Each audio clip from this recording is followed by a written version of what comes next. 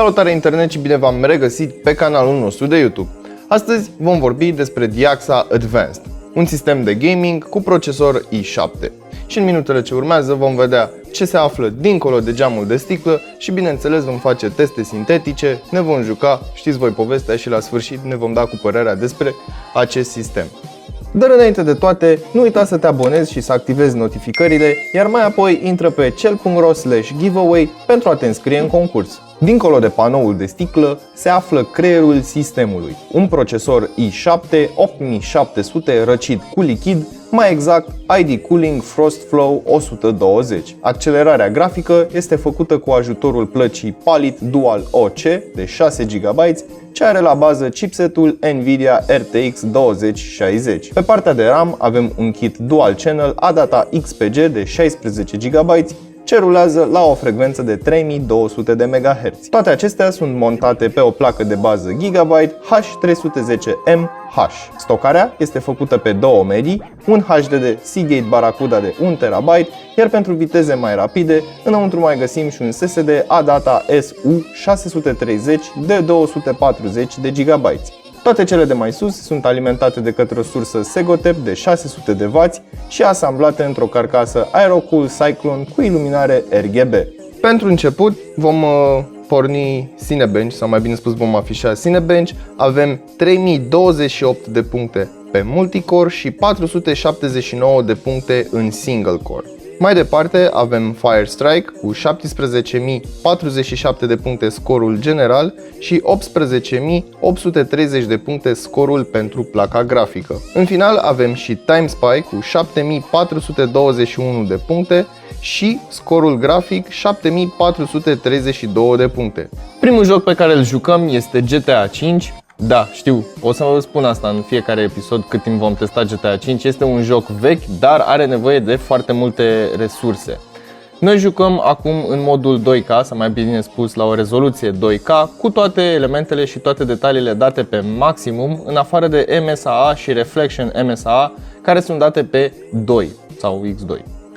Așadar, hai să ne plimbăm pe aici prin oraș. După cum putem observa, toate texturile arată superb, elementele arată foarte bine, distanța la care putem vedea orizontul, să spunem, este foarte mare și îți dă senzația că ești într-o realitate adevărată, să spunem așa, nu o realitate generată de un calculator. Îmi plac foarte mult reflexiile de pe elementele caroseriei și bineînțeles toate umbrele sunt foarte pufoase, să zic așa, exact ca în realitate. Nu sunt ascuțite, nu sunt pixelate și per total este o experiență de gameplay foarte plăcută. Sincer să fiu, m-aș juca GTA și m-aș plimba așa prin oraș toată ziua cu mașina. Aș asculta muzică și aș face prostii, fără de lege. Hai să sărim pe rampa asta.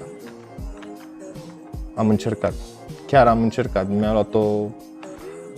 Mi-a tras mașina în stânga. În continuare ne jucăm PUBG, bineînțeles la 2K, totul pe ultra, maximum și așa mai departe, bineînțeles cu VSync off și Motion Blur off. Iar toate jocurile le vom testa în aceste condiții, așadar nu va mai fi nevoie să menționez acest lucru la fiecare joc. Momentan avem 78 de grade în placa grafică, între 40 și 50 de grade în procesor, iar proporția de utilizare este următoarea: 97% placa grafică, 15% procesorul. Așadar, din nou, sarcina mare este preluată de acceleratorul grafic și totul se mișcă foarte fluid, nu am absolut nicio problemă. Am găsit și un pistol, o macetă. Uitasem de FPS-uri. Acum mi-am dat seama. Culmea, de ce am uitat? Pentru că nu văd absolut nicio problemă cu acestea în experiența de gameplay. Așadar avem între 80 și 90 de cadre pe secundă. Nu avem lag, nu avem niciun fel de strănut, sughiț și împiedicat în ceea ce privește acest sistem. Îmi place foarte mult cum se mișcă și totuși la 2K, având în vedere că majoritatea se vor juca la o rezoluție Full HD, rezoluția noastră fiind ceva mai mare, îți dă acel eye candy. pe care îl are o rezoluție 2K. Sincer să fiu, nu-mi place neapărat jocul în sine, îmi place cum se mișcă jocul. Îmi place faptul că, deși nu este extraordinar de optimizat acest joc, rulează foarte bine pe acest sistem. Apex Legends, 77 de grade în placa grafică cu 57 de grade în procesor. Din nou, sarcina este preluată de acceleratorul grafic, undeva la 90-97%, în timp ce procesorul în acest joc are ceva mai mult de ronțăit, să spunem așa, undeva pe la 41%. Însă, momentan încă suntem în aer, nu am aterizat, l-am lăsat pe... nici nu știu pe cine am lăsat să fie Jump Master. Suntem în echipă cu Gianni 9744 și cu Rodhe. Ok, mergem mai departe, avem undeva între 80 și 90 de cadre pe secundă, din nou rezoluție 2K, toate detaliile date pe maximum și ce să zic, sincer îmi place foarte mult, chiar îmi place. Bine, și această rezoluție te face să te uiți în monitor non-stop. După cum putem observa, stăm foarte bine la capitolul FPS-uri, dar și temperaturi. Bine, cei drept 78 de grade e un pic cam mult, dar nu are absolut nicio problemă placa grafică. Sincer să fiu, am fost puțin sceptic când am văzut producătorul plăcii grafice, dar acum dacă stau să mă gândesc mai bine, adică tot un 2060 este, tot ventilatoare are, tot cooling pipe are și bineînțeles tot PCB are, așadar cu toții știm că la marile firme, sau mai bine spus mari producători de componente pentru sisteme, mai există și factorul marketing, mai plătești și firma și așa mai departe. Nu spun că această placă grafică este în competiție directă cu Asus sau Gigabyte, dar se ține foarte bine. Pentru o placă sub 2000 de lei, mi se pare că se descurcă extraordinar de bine. Am pornit și Apex Legends 2K, totul dat pe Ultra și Nvidia DLSS activat.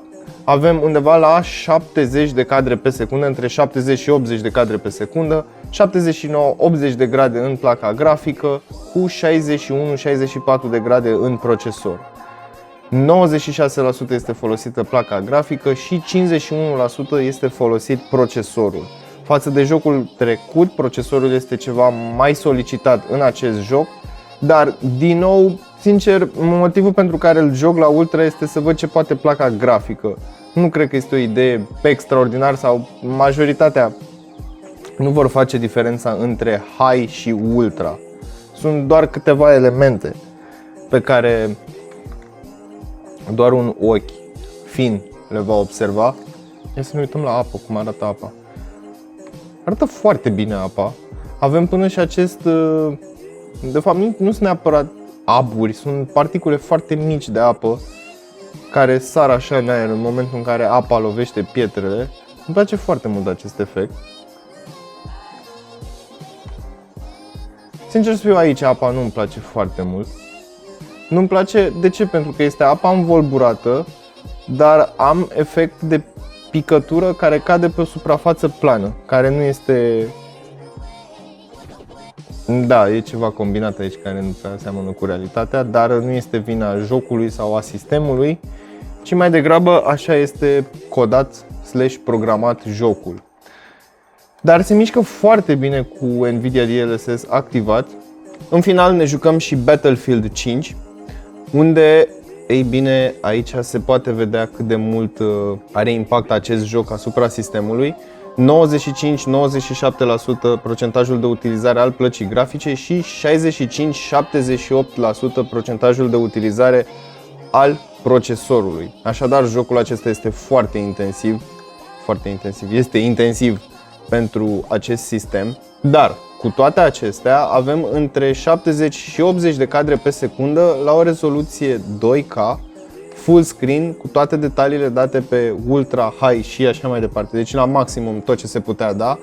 În schimb, nu am activat DirectX 12 și nici Ray Tracing-ul. De ce? Pentru că în momentul în care activez acele două opțiuni, rata de cadre pe secundă scade considerabil. Dar așa, pe Ultra, nici măcar nu am fost atent, chiar nu am fost atent cine m-am pușcat, dar chiar și așa pe Ultra se mișcă foarte bine, nu avem lag, nu avem sacadări și așa mai departe. În ceea ce privește experiența de gameplay, este extraordinară pentru acest sistem și, sincer să fiu, cam aceasta este dovada faptului că nu-ți trebuie 100 de milioane să ai un sistem ca să te bucuri de un joc.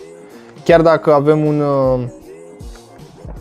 accelerator grafic, nu neapărat entry level, dar din seria 2000 este cel mai slab, 2060-ul, dar duce extraordinar de bine acest joc, sau mai bine spus aceste jocuri pe care noi le-am testat în momentul acesta, și nu întotdeauna brandul face diferența. Adică dacă am fi avut o placă grafică de la Gigabyte sau Asus, știu că am mai spus același lucru mai devreme, dar în cazul în care ați dat skip către acest punct, nu întotdeauna brandul înseamnă calitate și performanță. Iar aceasta este dovada vie, între ghilimele spus, a faptului că, deși este un brand nu atât de cunoscut al plăcii grafice, reușește să livreze o performanță destul de bună. În concluzie, avem un sistem care oferă un raport preț-performanță destul de bun. Însă, e o șmecherie aici. Trebuie să te gândești așa: dacă te joci 2K, ar fi mai recomandat alternativa acestui sistem, însă cu 2600, cu Ryzen 5. De ce? Pentru că load-ul este mai mare pe placa video decât pe procesor. Dacă vrei să te joci în schimb Full HD și vrei să ai o performanță mai bună, îl recomand pe acesta. De ce? Pentru că în momentul în care scazi rezoluția, vei avea și un număr de FPS-uri ceva mai mare. Cu toate acestea, avem un chipset care nu permite overclock și, bineînțeles, nici procesorul nu este overclockabil, dar ca un baseline, să spunem așa, pentru performanță și pentru cei care vor un sistem mai flexibil, adică pentru content creator sau pentru cei care dezvoltă soft sau mai știu eu ce, orice alte activități orientate către productivitate au și, bineînțeles, au nevoie de un sistem destul de forțos, e bine, aceasta ar fi una dintre alternativele pe care ar putea să le aleagă. De ce? Pentru că pot rula și pot, bine mersi, folosi Adobe Premiere să exportez videoclipuri chiar și 2K, 4K și așa mai departe. Pot să mă și joc, însă dacă am un monitor la 144 de Hz și vreau să mă joc 2K, după cum ați putut observa, nu pot să am peste 100 de FPS-uri, iar atunci nu voi beneficia de capabilitățile monitorului de 144 de Hz. În schimb, dacă vă scad rezoluția, un Full HD și detalii pe medium, e posibil să mă apropii de acea rată de cadre pe secundă care să mă facă să mă pot bucura de refresh rate-ul monitorului.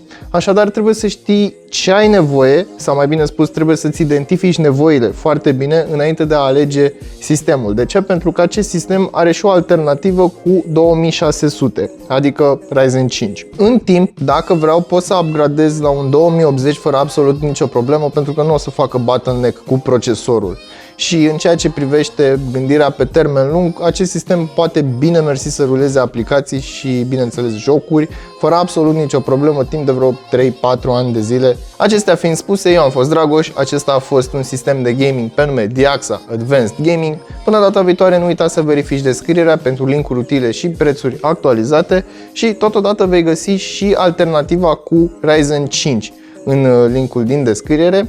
Și nu uita totuși să-ți dai cu părerea despre acest sistem în secțiunea de comentarii de mai jos. Salut!